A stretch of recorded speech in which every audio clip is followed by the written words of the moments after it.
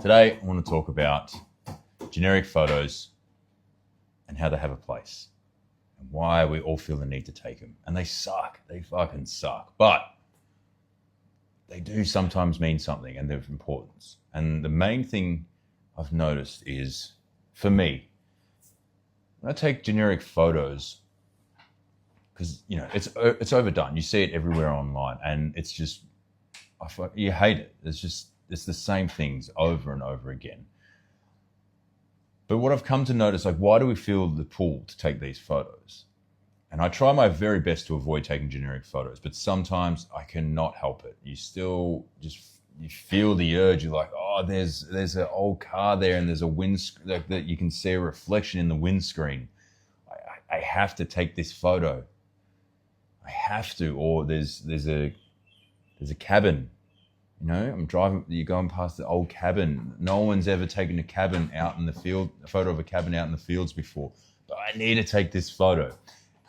And the only way I can justify this, and it makes sense, is the main thing is, they suck when they're out of context. There's not a collection of work and it says oh, this is life on the road. And then, you might have it in on social media and you slide it across and you see several photos and on the road or whatever. But I'm saying as a body of work, for yourself even, these generic photos will have a place and have meaning when there's context to the photographer. Not just, I took this photo because it looks nice and this is what gets likes or whatever. You don't want to be doing it for that. But I've noticed when I feel the pull to take these photos, these more generic type photos, is it's because it's part of what is happening in my life at that time. And it sucks that they're generic. I try my very best to put my own spin on it, but they'll still come out, everything's been done. You're just copy pasting really, or you're influenced by everything and then you're trying to put your spin on it. But for me, having context of why I took those photos gives the photo so much more weight, and then therefore it passes the standard of a decent photo because it has meaning to why I took that photo. So while I was driving, I was on the road, I would take a lot of photos of, random things I'd see on the road that I thought were of interest, that stuck out just a little bit beyond the normal. And while alone, seeing that photo, if you just you were just scrolling through, that photo would be pretty generic.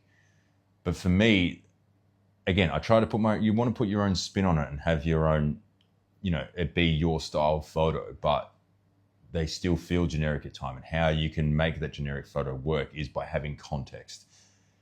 For me, I took a lot of these photos when I was on the road where, you'd see clapped out old cars, and it's a collection of, they might not always be there. It might be a stolen car, and then, all the wheels are taken off it. That was one I remember driving past, and I didn't get to get it on the way back. But you see all these things that just alone the photo is pretty boring. There's nothing to it, and it's pretty generic. But when there's a story behind it for yourself, it has much more value. So my point is, don't only take generic photos because they suck, but there's a place for them, and there's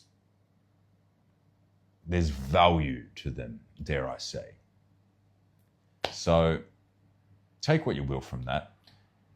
I am not using it as an excuse to just take shit generic photos, but in conjunction with other works, I think you should give yourself a pass. So just take generic photos, it's what matters. Godspeed.